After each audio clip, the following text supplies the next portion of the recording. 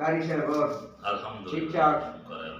وہ تھوڑا سا ایک مسئلہ تھا ذہن میں آ رہا تھا کہ جو بھی جنازہ پڑھنے جاتے ہیں نا ہم ادھر، تو یہ جو ہے نا ادھر اختلاف ہو جاتا ہے. اکثر لوگ جو ہے وہ چلے جاتے ہیں جب جنازہ ختم ہوتا ہے، تو ادھر جو ہے نا تفرقہ بازی ہوتی ہے، ویسے بحث مباحثے ہوتے ہیں ہر جنازے پر. جی جی، تو وہ بڑی ذہنی کوفت ہوتی ہے کہ یہ کیا مسئلہ ہے.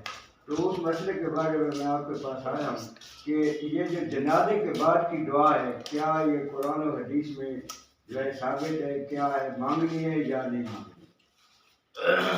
نحمدہ و نصلی علی رسول کریم، اما بعد، بسم اللہ الرحمن الرحیم. بالکل استاد جی، آپ کا سوال ٹھیک ہے، اور اس ہمارے زمانے میں بھی یہی حال شروع ہے. ہم مسلمان ہیں، لا الہ الا اللہ محمد رسول اللہ کلمہ پڑھتے ہیں، لیکن اس کے باوجود ہماری مساجد علیحدہ ہیں، ہمارے جو ہے نا امام علیحدہ ہیں، ہماری مساجد کے نام علیحدہ ہو گئے. ہم نمازیں پیچھے ایک دوسرے کے پیچھے نہیں پڑھتے. بات ٹھیک ہے. تو آپ کے مسئلے کا جو مقصد ہے وہ یہ ہے کہ جنازے کے بعد دعا ہے. ہمارے علاقے میں جو ہے دعا کوئی مانگتے ہیں، کوئی چلے جاتے ہیں. اصل بات جو ہے نا، جنازہ جو ہے نا وہ دعا ہے. جنازہ جو ہے وہ دعا ہے. اس کا عین مقصد یہ ہے کہ جب بھی آپ گھر سے نکلیں تو دل کی گہرائی سے غمگین ہو کر، پریشان ہو کر، خفا ہو کر اللہ کے سامنے التجا کرنی ہے کہ یا اللہ اس مردے کے ساتھ آج کیا ہوگا. ٹھیک ہے، مرنے والے کے ساتھ آج کیا ہوگا. یا اللہ اس کے ساتھ جو ہے نا رحم کا معاملہ کریں. ٹھیک ہے نا. تو دعائیں جو نبی اکرم صلی اللہ علیہ وسلم نے ہمیں بتائی ہیں، جنازے کا جو طریقہ ہے وہ ساری دعا ہے. ثنا ہے، سورہ فاتحہ ہے، اس کے بعد درود شریف ہے، پھر میت کے لیے دعا ہے.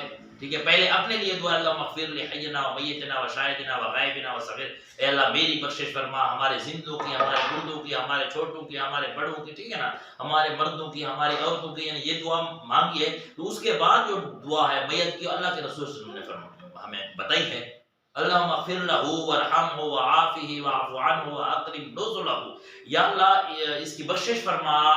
یہ جو معنی آ رہا ہے نا، یہ حاضر کا رہا ہے.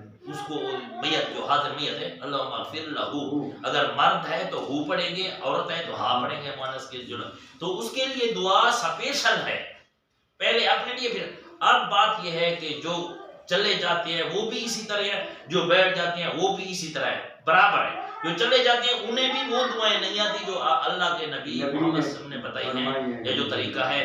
جو بیٹھ جاتے ہیں ان کو بھی یہ اپنی دعائیں بناتے ہیں. ٹھیک ہے، اپنے آپ سے بناتی ہیں دعائیں. ٹھیک ہے نا.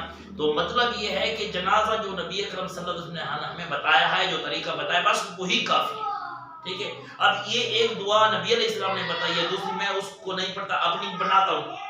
بہتر تو ہمارے لیے وہ ہے نا جو اللہ نے بتایا محمد صلی اللہ علیہ وسلم کو کہ اپنی امت کو بتائے اس طریقے سے، پھر میں بخشش کروں گا. ٹھیک ہے. اور ایک آدمی خود اپنی بنائی ہوئی دعا ہے، اللہ اور اللہ کا رسول جو بتاتے ہیں وہ نہیں سیکھتے، اور اپنی جو بنائی ہوئی ہے اس کے لیے بیٹھ جاتے ہیں. تو مطلب یہ ہے کہ دوسری بات یہ ہے کہ بھئی یہ دین میں تو یہ ہے کہ اس کے بعد بس دعا وہی ہے، جنازہ ساری دعا ہے. ٹھیک ہے، میت کے لیے ہے، اس کی بخشش کے لیے ہے، اللہ سے مانگنا ہے. ٹھیک ہے، وہی دعا جو اللہ کے رسول صلی اللہ علیہ وسلم نے بتائی ہے. اس کے بعد اگر اپنی بنانا اور اس کو ثواب سمجھنا، عبادت سمجھنا، جیسے دعا عبادت ہے اور وہ کہتے ہیں ہم دعا مانگتے ہیں یہ عبادت ہے، تو یہ نبی علیہ السلام کے طریقے کے خلاف ہوگا. کیونکہ جیسے ہم مرغی کو ذبح کرتے ہیں، جو چیز بھی ذبح کرتے ہیں تو ہم کہتے ہیں بسم اللہ اللہ اکبر. اللہ کے رسول صلی اللہ علیہ وسلم نے ہمیں یہ بتایا بسم اللہ اللہ اکبر. اور ایک آدمی پڑھتا ہے بسم اللہ الرحمن الرحیم اللہ اکبر، تو یہ حلال نہیں ہوگی. حالانکہ بسم اللہ الرحمن نہیں پڑھنا چاہیے نا، ذہن تو یہ ہے نا. ہاں، ذہن میں تو یہ آتا ہے کہ ہم پڑھیں بسم اللہ الرحمن الرحیم، پوری پڑھیں نا، ہے نا. اب ایک آدمی ہے وہ پڑھتا ہے بسم اللہ الرحمن الرحیم الحمدللہ رب العالمین اللہ اکبر، تو یہ مرغی حلال نہیں ہوگی، حرام. جو الفاظ بتائے گئے ہیں وہ یا وہ کرے بسم اللہ الرحمن الرحیم، پوری بسم اللہ پڑھے، اللہ اکبر کہے، حلال نہیں ہوگی حلال. جتنے تک وہ اسی طرح بسم اللہ اللہ اکبر، بسم اللہ آدھی ہے، دماغ تو نہیں مرتا، لیکن اللہ کے رسول نے اتنا ہی بتایا. ٹھیک ہے نا. اب اس میں زیادتی نہیں کرنی. ایک دوسری دلیل یہ ہے کہ ہم جب اذان دیتے ہیں اللہ اکبر سے شروع کرتے ہیں، ہم آخر میں کہتے ہیں اللہ اکبر، کیا کہتے ہیں؟ لا الہ الا اللہ. ایک آدمی کہتے ہیں لا الہ الا اللہ محمد رسول اللہ، تو لوگ کہیں گے غلط ہے، حالانکہ غلط نہیں ہے، وہ اصل سے تو لا الہ الا اللہ محمد رسول اللہ ہے نا، لیکن اذان میں جب اذان ختم ہوگی تو ادھر کیا ہوگا؟ لا الہ الا اللہ ختم ہو جائے گا، وہ نہیں پڑھے گا، ٹھیک ہے؟ حالانکہ لا الہ الا اللہ ایک آدمی پڑھتا ہے محمد رسول اللہ تو مسلمان بھی نہیں ہے، لیکن یہاں کیا کرنا ہے؟ لا الہ الا اللہ. کیوں؟ اس لیے اللہ کے رسول صلی اللہ علیہ وسلم نے ہمیں اتنا بتایا، تو مطلب یہ ہے کہ اللہ کے رسول نے جو ہمیں سبق دیا ہے وہی کافی ہے. تو جنازہ جو نبی علیہ السلام نے جو بتایا ہے وہی کافی ہے، ٹھیک ہے؟ اس کے بعد جو اپنی بناتا ہے وہ تو اس کی اپنا جو ہے نا پکڑ ہوگی اس کے لیے، وہ اصل مقصد جنازے کا وہ جو پڑھا جائے بس وہ ہو گیا. اب ہمارے علاقے میں جو یہ شر ہوتا ہے یا بدامنی ہوتی ہے، ہاں ایک علاقے میں ایک رائج ہے، لوگ بیٹھ جاتے ہیں تو آپ کو پتا ہے کہ بھئی یہ بدعت ہے، غلط کر رہے ہیں، لیکن اس کا مطلب یہ نہیں کہ ہم ادھر کھڑے ہو جائیں مناظرے کریں. حالانکہ یہ مناظرے جتنے بھی ہیں خلاف شرعیہ ہیں، یہ ٹھیک نہیں ہے، ٹھیک ہے؟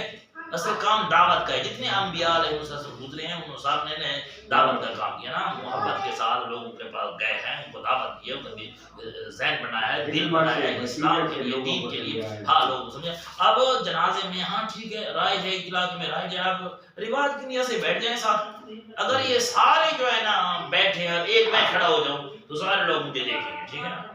تو بات یہ ہے کہ کچھ لوگ کہتے ہیں نہیں جہاد کرنا ہے. اب جہاد کا جو ہے اب ماحول نہیں ہے، جہاد کا ماحول نہیں ہے، ٹھیک ہے؟ تو اس لیے اگر ایسا کام جب بھی ہو تو آپ اس میں جو ہے نا انتشار نہ کریں، فتنہ فساد نہ کریں. دعوت کی نیت سے اگر آج ہم اس آدمی کے خلاف کریں تو کل کو وہ ہماری بات نہیں سنے گا تو اپنے فرقہ بنائے گا، ہماری اپنی جماعت ہوگی کہ اگر حق پر ہوں وہ ہماری بات سننے کے لیے تیار نہیں ہوگا. تو اس لیے ہم ان لوگوں کے ساتھ بیٹھیں گے، کھڑیں گے، دعوت دیں گے.